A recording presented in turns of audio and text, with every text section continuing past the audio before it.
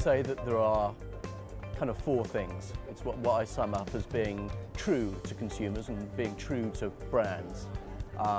One word, but four important letters, which for me stand for being timely, relevant, useful, and or entertaining. So I think those are the sort of four cornerstones that are really important. But as I said, you know, it is absolutely essential to have emotional content as well that truly matters to people. I think you are figuring out what consumers care about. You know, why would they care about this thing that I'm telling them? How is this going to have a positive impact on their life? What is the benefit, both the functional benefit and the emotional benefit? Our secret really is about authenticity. We find real people like real stories about other people. I think the authority voice doesn't really work anymore. People challenge authority today. They don't believe in anything, including governments. So it's really about, I think, drawing them in with authenticity. That's what we're about. The secret to connecting with consumers, it's not a secret. Make really awesome stuff. It's that simple. People care about things that are important to them. Great creative work is simple. It's work that emotionally moves you. It makes you laugh, makes you cry, makes you feel something. I think the key secret is, and a lot of this depends on brands, the secret is to understand that commercial storytelling and advertising in some ways are different things.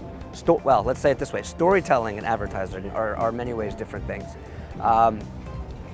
With a content type approach, you have to put the consumer first. You have to realize that if you don't make something that the consumer loves and shares, that you failed. Let's just not take leave of our common sense, and let's never forget that ultimately this is a business about people making work that's in service to people. So it's just like let's just not forget that bit.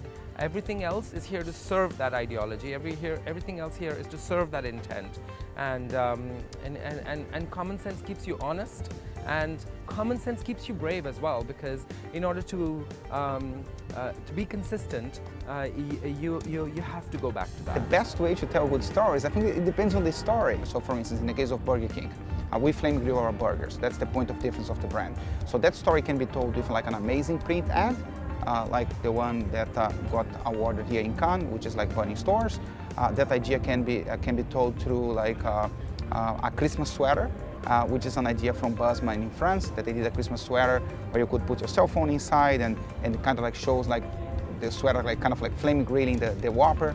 You can tell that story through a TV spot, in social media and technology, which is what we did with Google Home of the Whopper. So there are like different ways to tell the story. I think that depends on the objective, depends on the story you want to tell. I think that the most important thing is starting with like a strong idea, strong insight.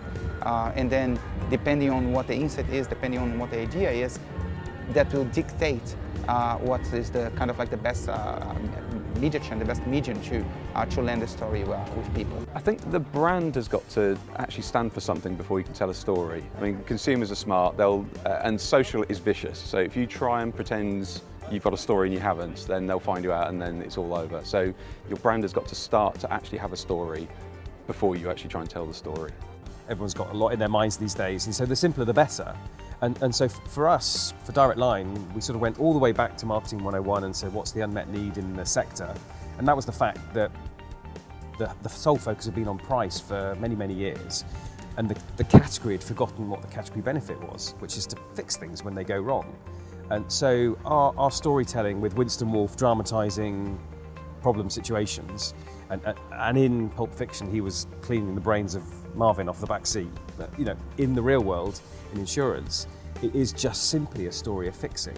And so the simpler the core creative idea, I think the more expansive you can then be. The embracing of brand storytelling, I think it's a skill set that takes time to develop. I think partners are really important in that, in terms of partnering with people who know how to speak to consumers and do that with content on a daily basis. But I think brands are brave there. I think they need to be braver in putting money behind that and investing behind that, rather than focusing on the creative and then not enough people see it.